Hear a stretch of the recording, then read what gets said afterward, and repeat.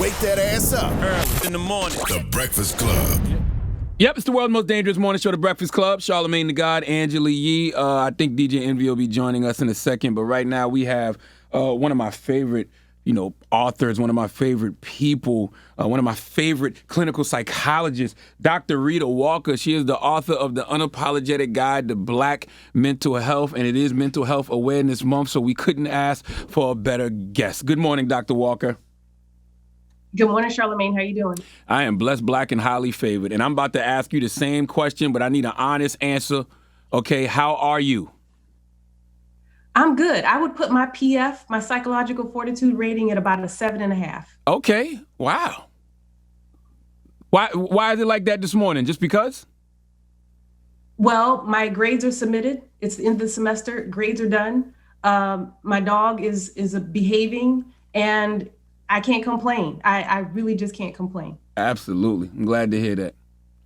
Well, it is Mental Health Awareness Month, and I have a lot of different questions I want to ask. Number one, the pandemic. I don't think none of us are the same as we were before the pandemic. How do you think the pandemic moving forward will affect our social skills? Because I feel a little bit awkward when I'm out and around a lot of people, more so than usual. How do you think it will impact our social skills?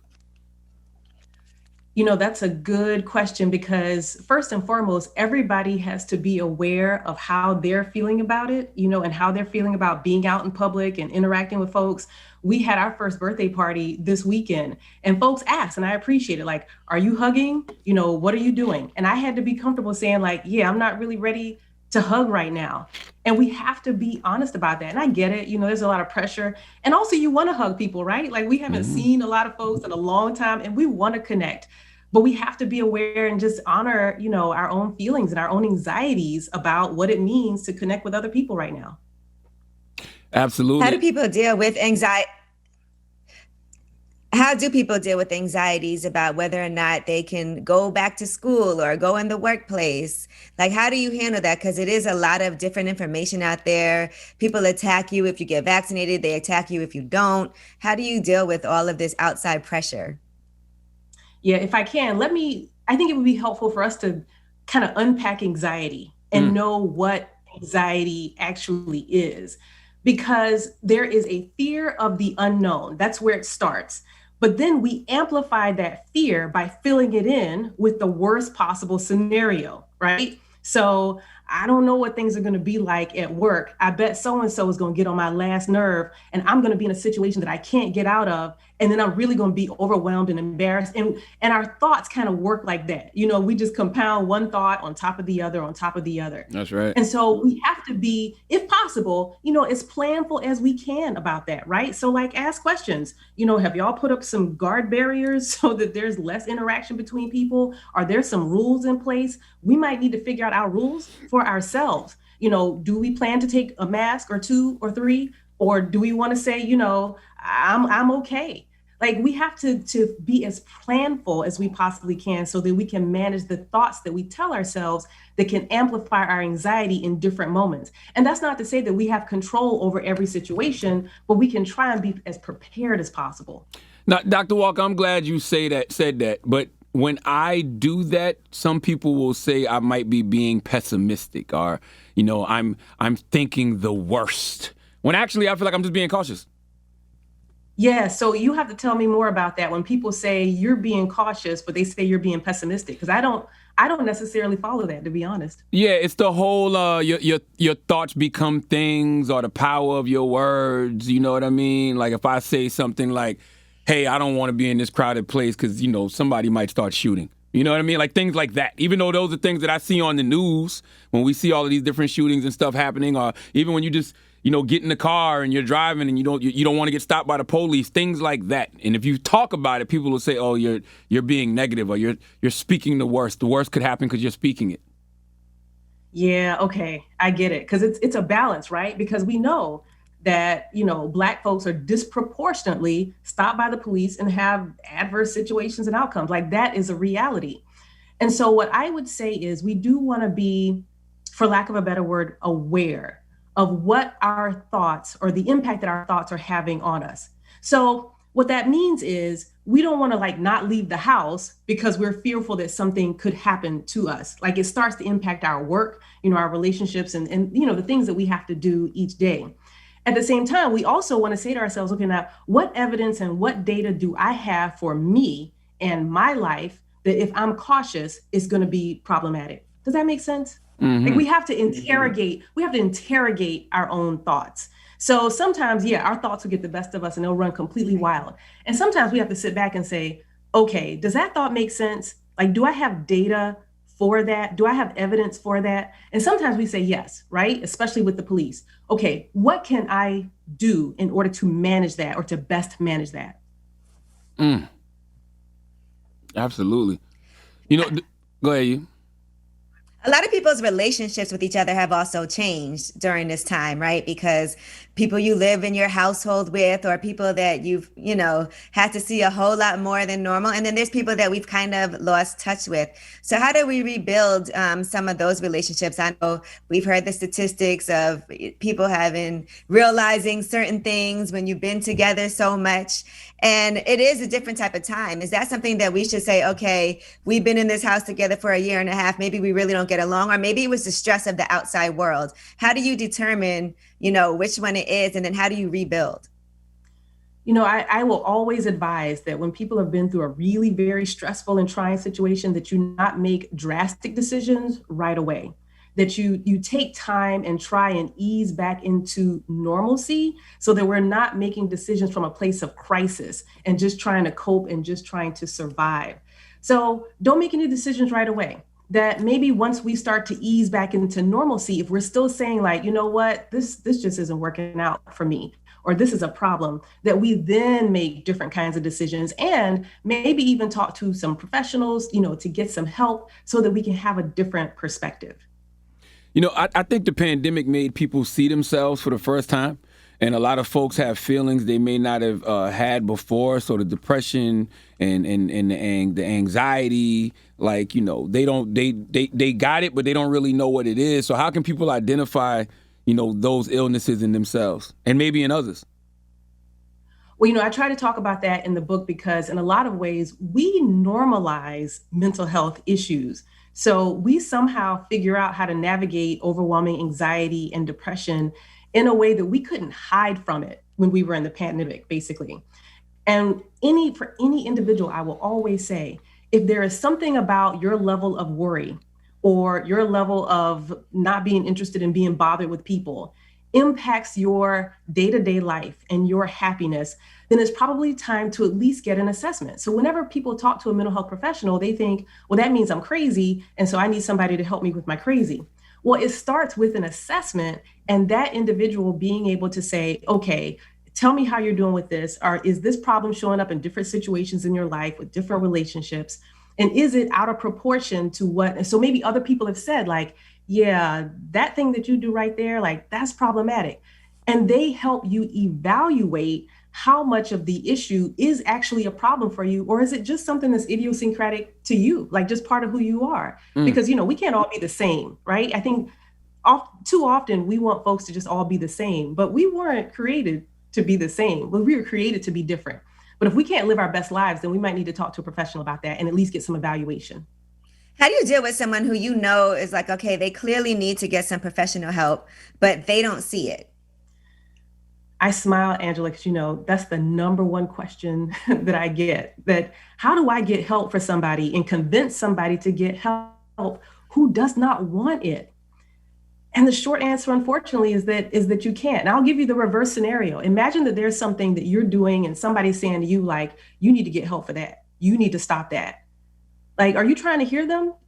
Oftentimes, no. And you feel like, well, they don't know me. They don't know my life. Like we come up with reasons.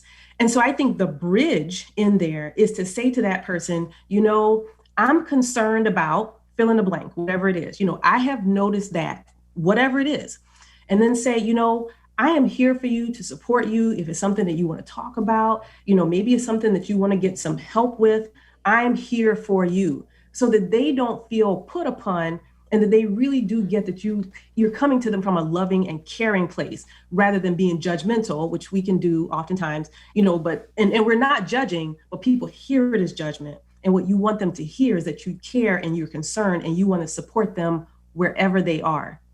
Dr. Walker, what if it's something that is like serious though? Like you feel like they need and I hate to even say someone, quote, needs medication, but like a real serious thing where you feel like, their ups are too up and downs are too downs, and they're coming up with scenarios in their head. It could even be as serious, I'm not a doctor, but it could be schizophrenia. It could be bipolar disorder. And that person really needs help and you're scared that they might harm themselves. Like in this country, what can you do for somebody that if they're not trying to seek that help and they don't see it, but it's a real medical concern? Well, you said something that was important in there, and that is that person is a harm or danger to themselves, or maybe they're a danger to someone else. And that's a different level of intervention that is calling for, and especially when they're in a place of crisis, like you feel like they're in crisis, or at any moment they could be in crisis, and they might not be here tomorrow if you don't intervene. At that point, you actually have to call emergency services. And I pause at that, I got to tell you, because I know that emergency folks don't always know how to deal with mental health issues and crises, especially in our community. But at the same time, that's about the only thing that you can do, because you can't intervene. Like you don't have the physical willpower, or you don't have what it takes to be able to maybe restrain them. But if you have concerns about them being in crisis, then you have to call 911, let them know the circumstances, make sure you're there, make sure someone else is present to protect that individual. But short of that, short of them being in crisis, you have to be diligent. And I've had these conversations where I've said to folks, go check on them every day. Be a nuisance if you have to. Tell them what your concerns are. Tell them that you think that if they keep doing X, Y, and Z, your fear, you have to share your fears, because we have to make ourselves vulnerable, right? When we're trying to help other people, sometimes we have to say, my fear is that you might not be here tomorrow if we don't do something different.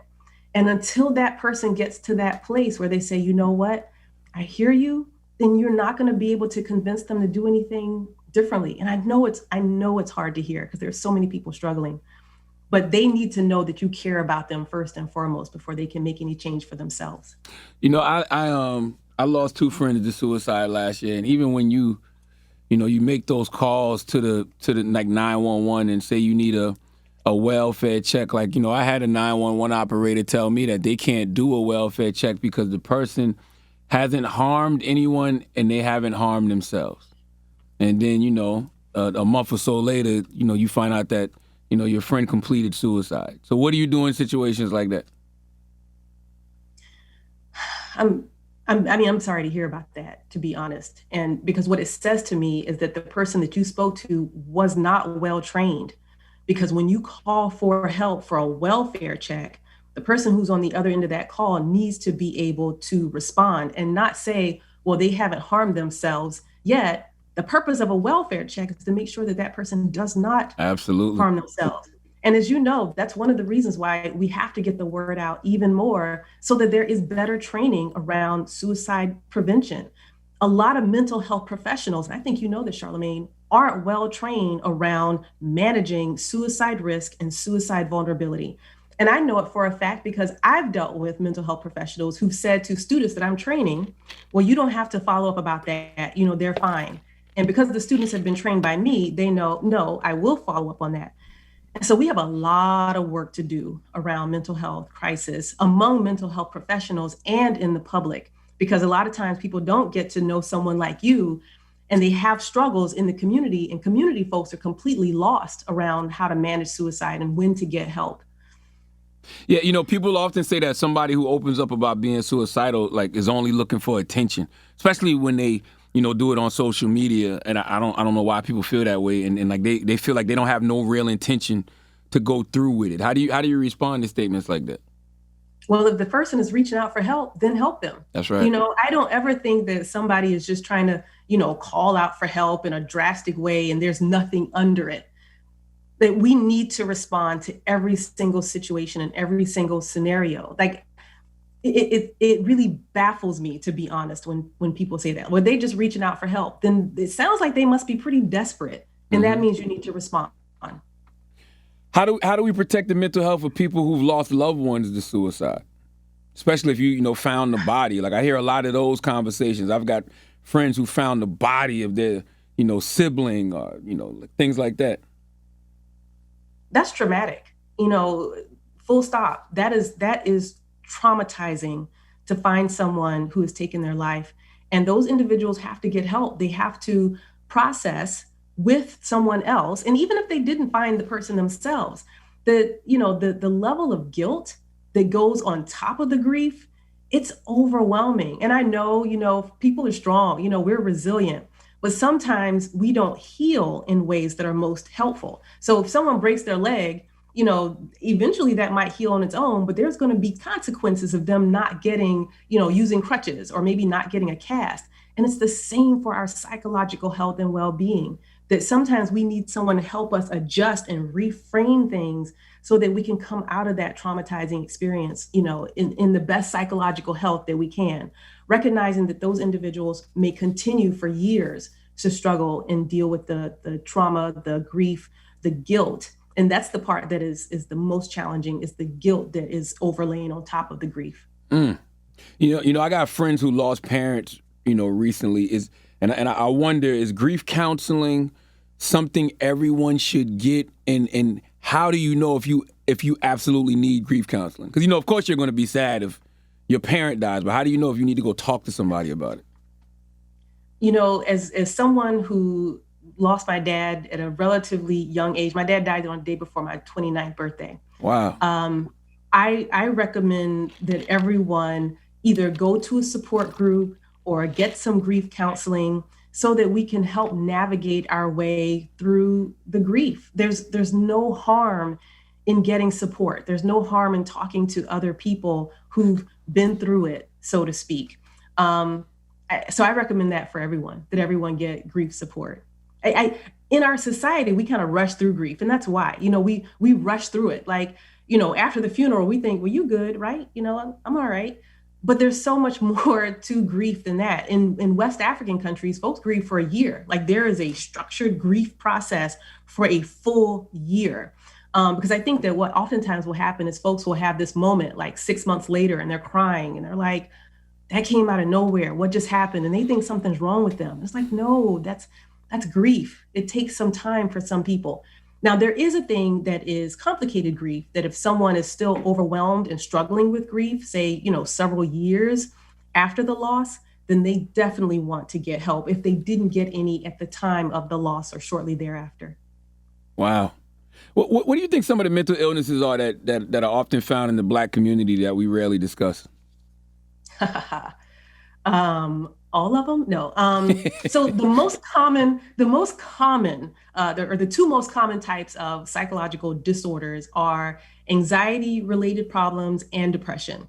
And interestingly, anxiety is more common than depression. We talk a lot more about, I think, depression, but people are starting to talk more, as you know, about anxiety, but they tend to go untreated. And the thing is, we can't ignore the impact of racism and what racism has done for us, because it has made us more hypervigilant, and hypervigilance is connected to anxiety. Mm-hmm. So the notion that we're always trying to figure out, like, okay, what do I need to do to stay safe? What do I need to do to stay alive? What do I need to do to get this promotion? What do I need to do to not look like I'm stealing something in a store? Like all of that stuff raises our hypervigilance. And so we're always trying to figure out, like, okay, what's going on? What are they thinking? What do I need to do? How do I adjust? And that raises our anxiety. And that's one of the things that I had to talk about in the book, because it keeps us from being comfortable. Like we need to relax at work. We need to be able to relax, not just when we're with our friends, because that's important. That's one of the things that pandemic has taken away from us, is those opportunities to just let our hair down, and just relax with our people when we need that. And we can circle back to that. But the anxiety that we carry with us can be problematic because it's also related to our health. We have this unchecked hypertension, high blood pressure, and all these kinds of issues. It's related a lot of times to our anxiety. It's not all anxiety, but some of it is. And then just the depression, we like to talk about Black boy joy. We need a lot more joy, but we don't get to have, the kind of carefree lives that other folks live because we're managing so much, and it makes us have a low level of depression that we oftentimes just aren't aware of. I agree with you on all of those. Another one I think is schizophrenia. I think paranoid schizophrenia is something that, I've lost people because of, and I know that even in that person's family, it's people in their family who had a history of paranoid schizophrenia. That's the one that I have no clue on how to deal with. So schizophrenia is challenging. And I'll tell you the challenging part first that gives me pause, because we think about schizophrenia, it is a disconnection from reality, and people have, they hear things that aren't there, they see things that aren't there, and they're just disconnected from the world around them. They live in their own world. But some of those symptoms actually show up in bipolar disorder.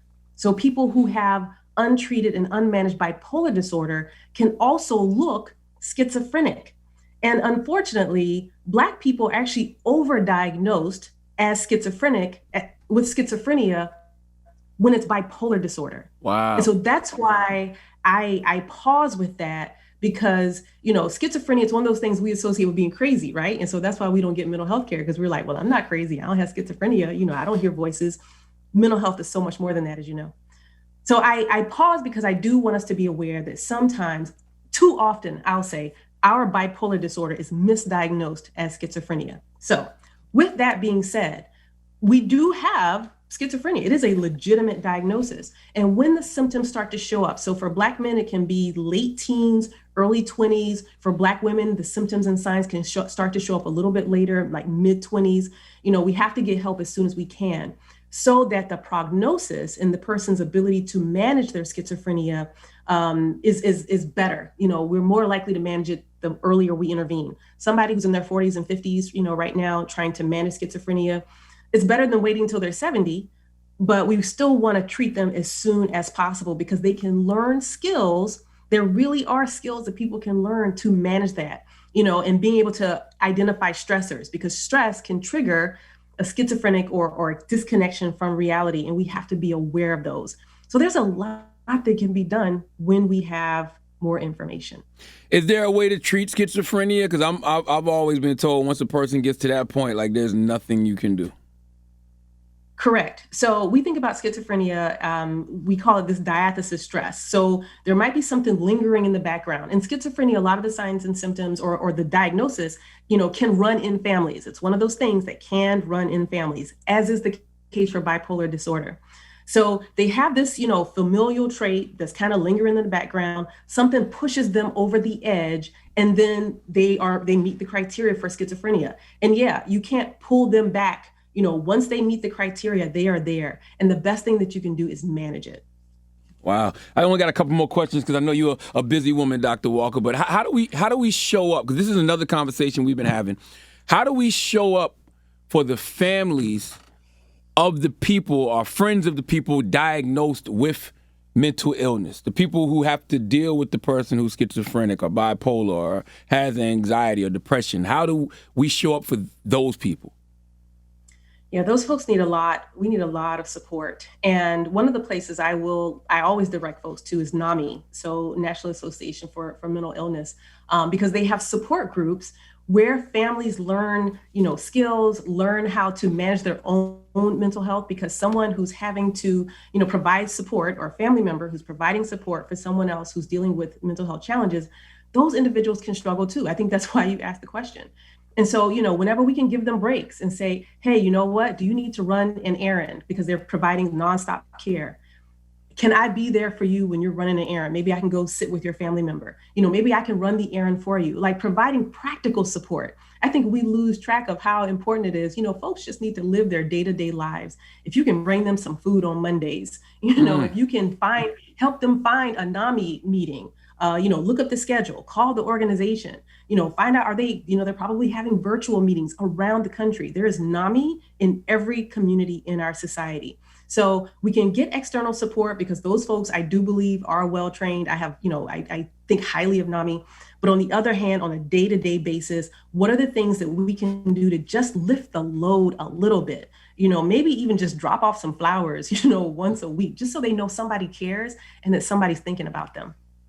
Absolutely. Dr. Rheeda Walker, I want to apologize for my Wi-Fi. I was working on getting it back together over here. So I don't know if this was asked already, but I did want to ask you about finances and mental health, because those two can also be tied in together. And I know it's a rough time for people financially. So what advice do you give to people who are struggling just because, work has been tough? It's been really hard to make sure that they get bills paid on time. And that does really weigh heavily on people. So what do you say about that?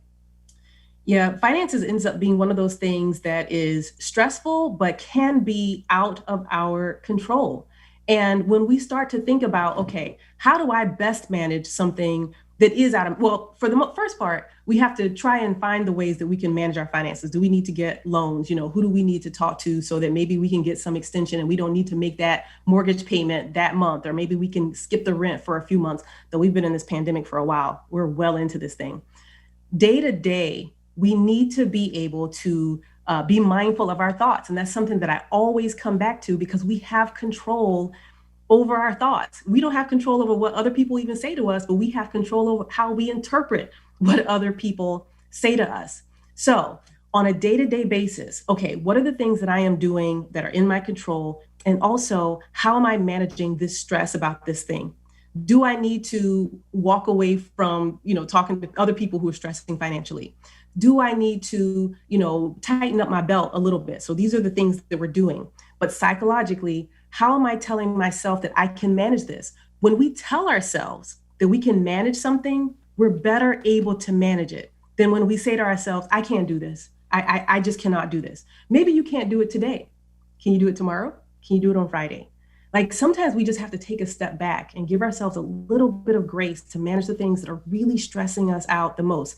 That's not to say the thing isn't stressful. That's not to say the thing won't be there tomorrow, but maybe something will change in our psychological mindset that tomorrow will be better. And we just have to let ourselves know that we can manage the things that are coming our way. Sometimes we have to get support. We have to talk to other people. We have to read a book or write down our thoughts, because when our thoughts get in our head, then we really start to go a little cuckoo for Cocoa Puffs, but write down the things so that we can start to come up with plans, because we can get through this thing when we tell ourselves that we can.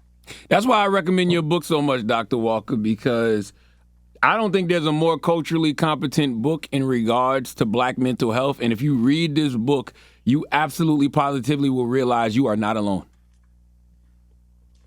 And that's, and that's why I had to write the book unapologetically for us, because one, we deal with stuff that other folks just don't have to deal with. That's right. And we've been telling ourselves, well, maybe I'm losing my mind. And you think you're the only one losing your mind. No, you're not. But we live in a crazy society.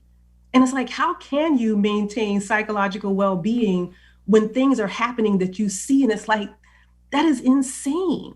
And the fact that we have to deal with that stuff, like imagine the kind of mental gymnastics we have to do in order to deal with the crazy around us. And so I had to call that out, in the book. So folks know it's not just you, one, and two, there are ways to deal with this stuff so that you can live your best life. Some of us can't live our best lives because we're mired down in just the stuff that happens, especially for Black folks in our society. Man, and I know you got to go, so this is my last question, and I always like to ask this because so many people have different answers. Do we ever get to a place of true healing and wholeness? Ooh, I think that we will get there when we start to connect with who we are and our cultural identity, because once we do that, then we connect with one another, and then we start to build what we need. That as long as we're waiting, to get permission to be who we are, or to get permission to infiltrate some of these systems that have never wanted us to be a part of them, that if we keep waiting for that, we're not going to get there. But when we can start, stop being suspicious of one another, start to trust one another, build community, connect with who we are, then we will be able to prosper and be successful. I don't think it can happen before then. Wow. Her name is Dr. Rheeda Walker. Dr. Rheeda Walker, give them your Instagrams and Twitters and all that good stuff, please. Absolutely. So Dr. Rheeda Walker, and let me spell Rheeda because it's a little bit different. Some people I know. It's Rheed as in diamond A. So Dr. Rheeda Walker, I'm on Instagram, I'm on YouTube. I try to post videos to help folks, manage stress and to understand racism and assess psychological fortitude so that we can, in fact, get to a place where we're living our best lives. That's right. And the book is called The Unapologetic Guide to Black Mental Health. I bought a bunch of these and I just give them out to, young brothers and young sisters, just because I think this is the most culturally competent book about Black mental health that I personally ever read. So thank you, Dr. Rheeda Walker, for not only existing, but creating this masterpiece. And I have to thank you, Charlamagne, because I get messages from folks even now who say they picked up the book because you talked about it and it has changed their lives, and they tell their whole families about it. And it really warms my heart how well the book is done. And it's in no small part due to you letting folks know about the book even months before it came out. So thank you so much. No, thank you all for letting me be here. Thank you. Anytime. It's Dr. Rheeda Walker. It's The Breakfast Club.